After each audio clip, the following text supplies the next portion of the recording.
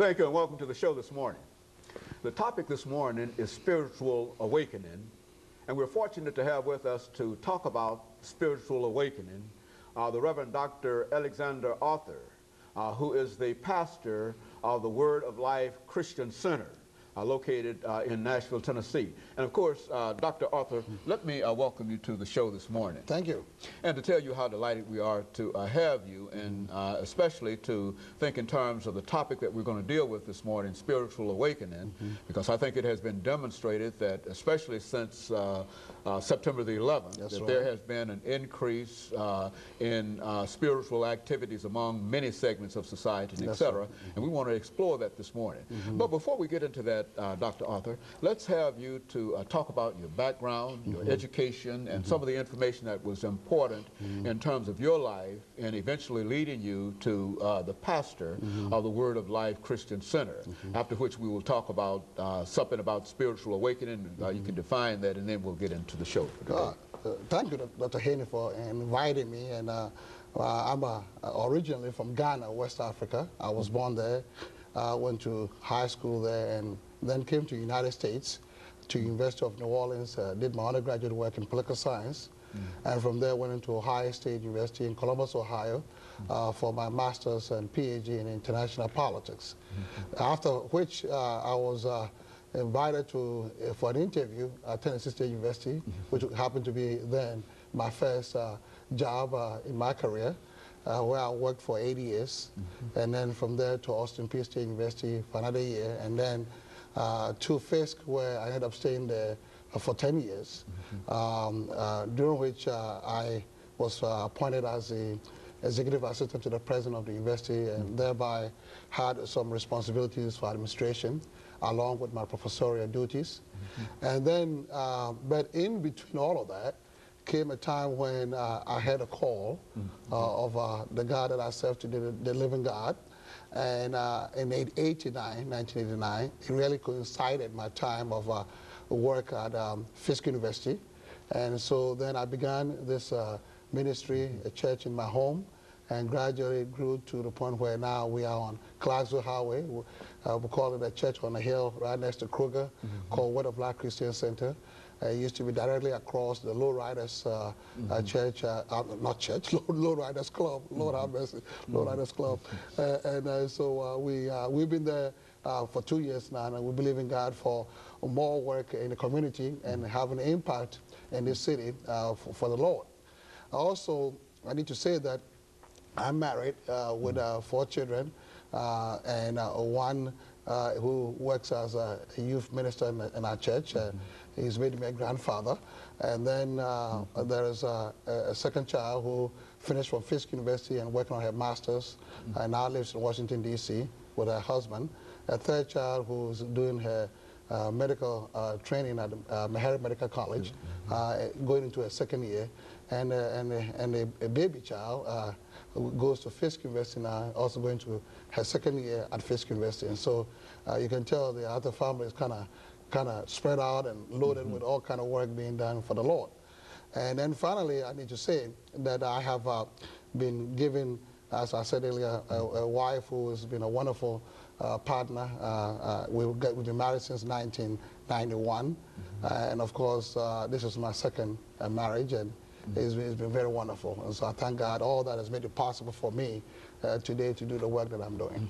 You know, Dr. Arthur, I think one of the things that we've indicated earlier, that since September 11th, there has been this increased awareness of things that are of a spiritual nature. But now, when you talk about spiritual awakening, let's give our audience some kind of definition. Let's give you, before we talk about some aspects of spiritual awakening. I think that what we need to even do before that is to understand that we are spirit beings. And I think most people don't recognize that. And because they didn't know that, if you talk about spiritual awakening, they don't seem to really relate to that. But if we were to accept the fact that we are spirit beings, then spiritual awakening will make more sense to us. When God made us, the Bible tells us we were made in His own image, in His own likeness.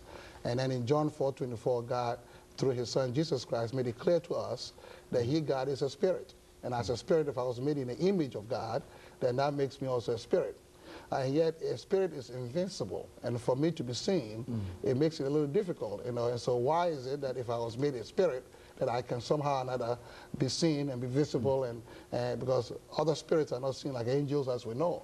But what God did was that he made this earth for man, and in this three-dimensional planet that we live on, that it became necessary for us to be put into a body, an earth suit we call it, which is a body that we carry. And most people think that we are bodies and minds, and that's all. But or the root of man is a spirit, and that we are spirit beings. And therefore, when we talk about spiritual awakening, it is a recognition of recognizing and becoming aware of who you are, and awakening to the fact that you are a spirit being, and thereby looking into the things of the spirit as being more primary and more principal than, if you may, physical or mental things that we do. Now, you and I having been trained in academia over the years, and I had the pleasure of working with you at Tennessee State University for a while, and we're all involved in intellectual exercise and all that, and there's a place for that, no question about it.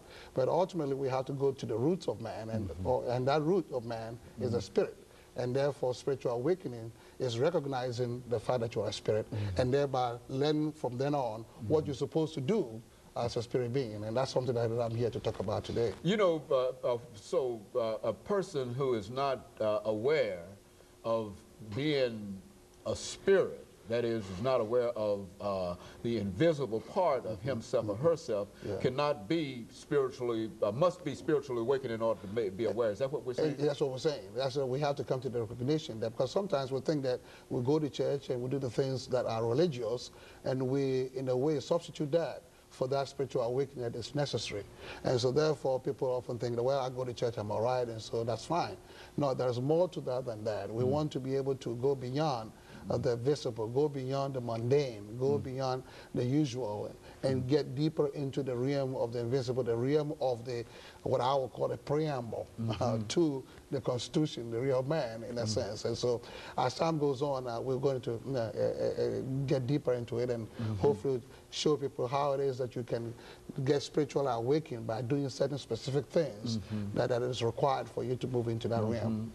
And so there are indications that you see around you every day that folks stand in need for this. And I think that that's the thing that is really sometimes saddens me. There's a certain desire on the part of people to meet this need that they have in themselves, that they recognize that they must be awakened to something.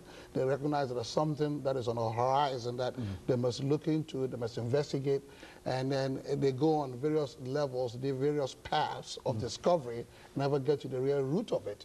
And that's where the problem usually comes, and people often, for that reason, will replace the root of who they are, which is in this case a spirit, with other things such as drugs and you can name it, of things that they are using to substitute for this. But the moment you find out who you are, and therefore then you know that you are tied to the Father of all spirits, which is God, then you want to make sure that you want to do something about it.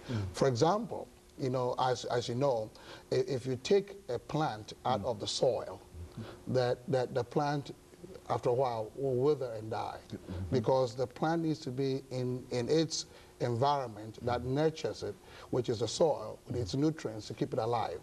Now, in the same way, if you take a fish out of the water, that environment that gives it life, that fish will ultimately eventually die. Well, you come to man. If you take man out of the soil of his existence, in this case, the Father of all spirits, then you get to the point where man will also, and so we'll get to that more, and we'll talk about it as we go on. Very good. And of course, Dr. Arthur, we are coming up to our first commercial break, but what you're saying is that there's a little God in all of us, and we simply do not recognize that, and that you're going to give us some information during the second segment as to how some kind of steps that we might be able to follow in order to become more aware of who we are spiritual beings. And of course, we'll be back with our audience following this very, very short commercial break.